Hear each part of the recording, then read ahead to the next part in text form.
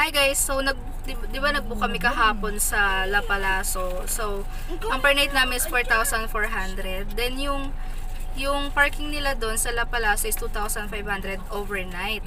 So, sabi nung doktor.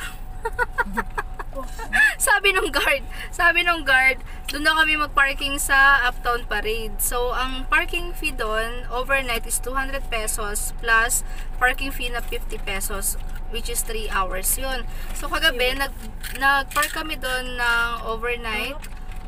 Then, lumabas kami kaninang alas 12.